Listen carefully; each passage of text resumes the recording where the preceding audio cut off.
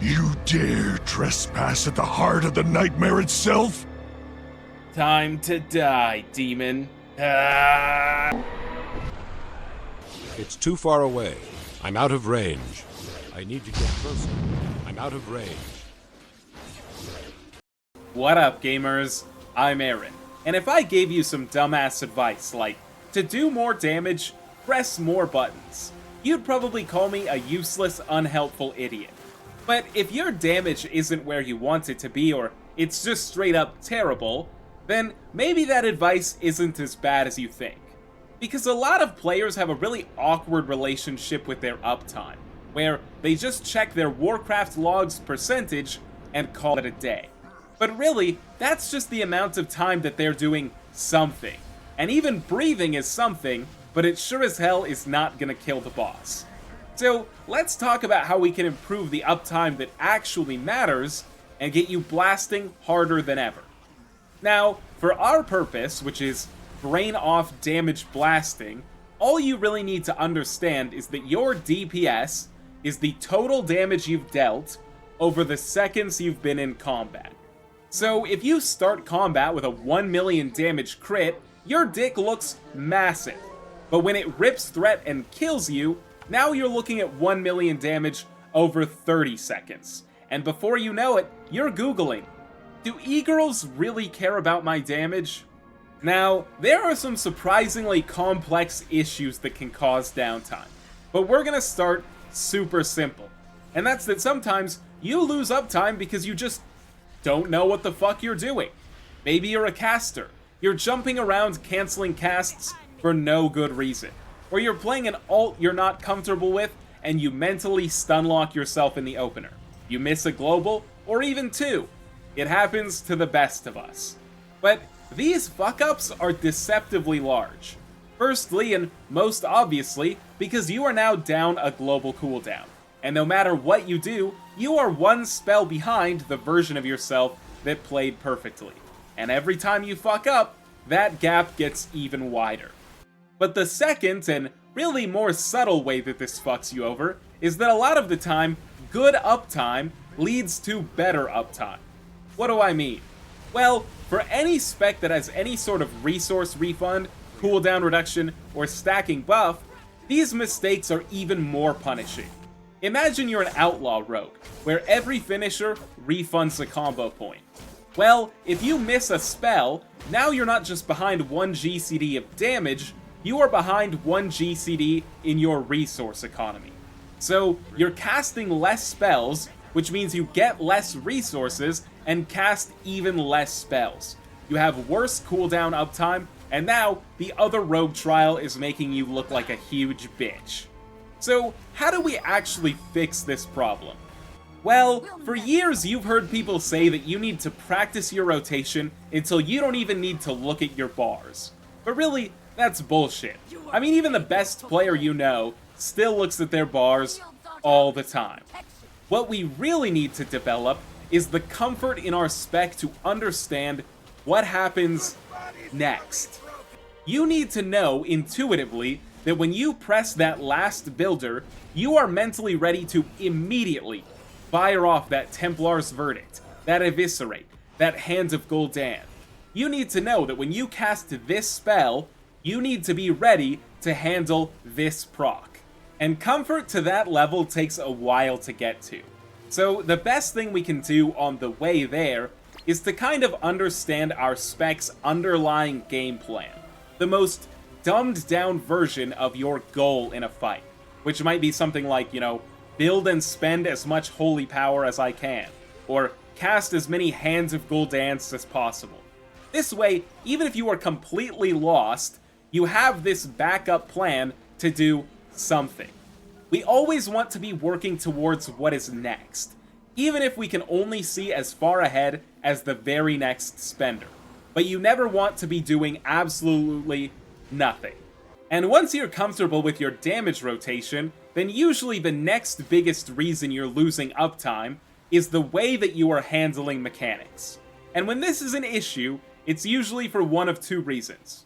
Firstly, you might be trying to do jobs that were never meant for you to do. Or secondly, you might just be playing way too ethically. The first one is a super easy fix, okay? Let's say you're still a rogue. You and the boss are over here, and a mechanic spawns all the way over there. It is not your job to go drop everything, fuck off, and do that mechanic. What should be happening is that your ranged players need to handle it, and you need to cyberbully them until they do. And I know what you're thinking. You're thinking, Aaron, my ranged DPS players suck. But guess what? So do everybody else's. If for some reason you have to be the one to handle this mechanic, it is going to devastate your damage. There's really nothing you can do about it, except develop healthy coping mechanisms, and think about how you can minimize any time spent getting there and getting back. But as for the second thing, which is just being too ethical, I see this all the time, where players will think that mechanics are the most important thing, and the more of them they handle, they will be respected more. So when an opportunity presents itself, they drop everything and they race to do it. These are the dweebs who are doing that mechanic for your ranged players. Let me give you an example, okay? Take the puddle drops on Nexus King Salhadar. This debuff lasts like 10 seconds, and it drops a puddle when it's done. Now, when an overly ethical player gets this mechanic, they hear the voices of 10,000 raid leaders past, calling out platitudes like, your damage doesn't matter, you can't do damage if you're dead, and your parse is irrelevant. But I need you to cast these voices aside, because the biggest secret that every DPS player must learn is that a good DPS player is greedy, and learns when they can be greedy and get away with it. The future version of you that does crazy damage does not see this mechanic as their primary job. They see it as a temporary roadblock obstacle that stands between them and doing damage. So in a roundabout way, you're still really fucking good at doing mechanics, but it's not because they're your first priority, it's because you understand that you need to handle it quickly and efficiently to get back to handling your birthright, which is parsing.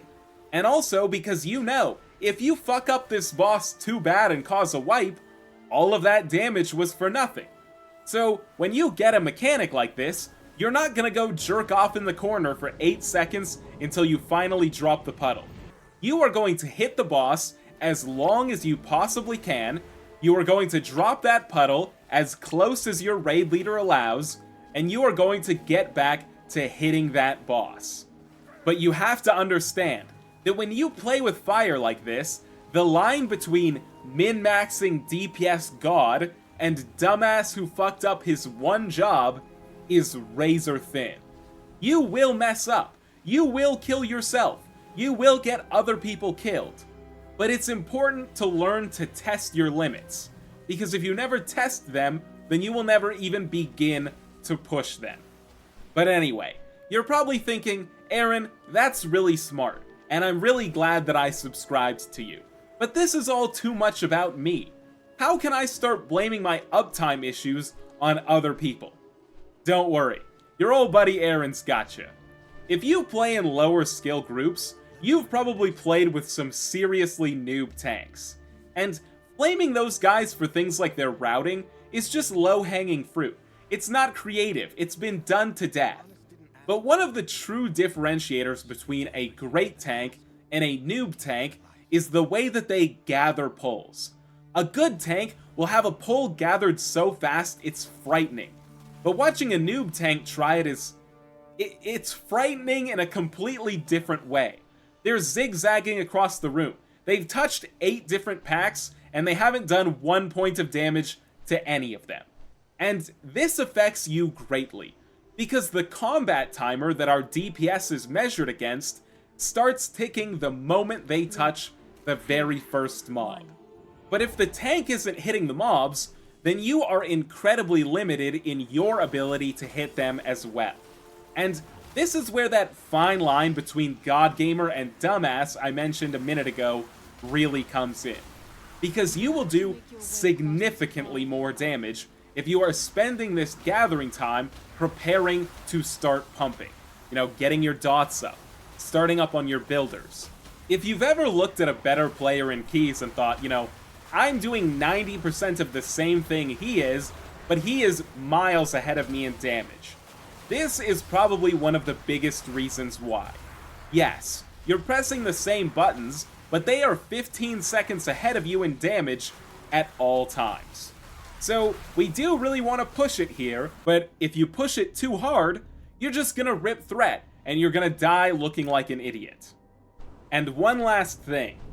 It would be wrong of me to talk about uptime without mentioning the colossal elephant in the room, and that is the spell queue window. If you aren't familiar with the spell queue window, this is the amount of time before a spell is off cooldown that you can press it and have it queue up to cast immediately. And this setting is a constant source of argument. If WoW players weren't so glued to our gaming chairs and our chicken tendies, then wars would have been fought over the proper setting for your spell queue window. And that's mostly because players want to believe that the spell queue window is a one-stop fix for all of their damage issues. They want to think that if they try 200, 300, 400, it is instantly going to take them from the man or woman they are today into a 99 perf average parse fiend. But that is simply not realistic, okay? Look, I'll put the commands to check what you're playing at and how to change it on screen and in the comments. But realistically, for 99% of everyone ever, a window of 300 will work perfectly. Now, if you're spamming the shit out of your buttons and you're noticing that they're not queuing up at all, then your spell queue window is too low, and you need to very gently tap it up until you stop having issues. But if your spells are locking in too early and you aren't able to change them, or you're double casting spells, then your spell queue window is too high, and you need to tap it down until once again you don't have any more problems. Really, if you have high value spells that you want to be able to react to fast, you should macro /CQS in before them.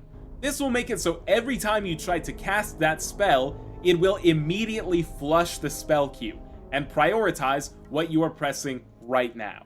But don't ever fall for the bullshit that is, making your spell queue window this magic number will instantly fix all of your problems. Those are like the penis enlargement pill advertisements of the WoW community, in the sense that it just won't work. I want you going into your next dungeon or your next raid feeling like you need to do damage. All downtime should feel like you're going through withdrawals, like you have to get back to pumping as soon as you possibly can. And I guarantee you, even if you still fuck up 2/3 of your entire rotation, cutting out downtime is going to make a noticeable difference in the damage you are putting out.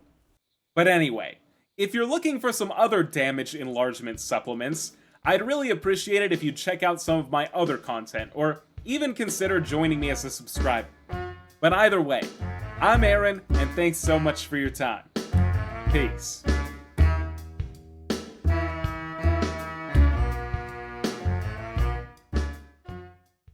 Absolutely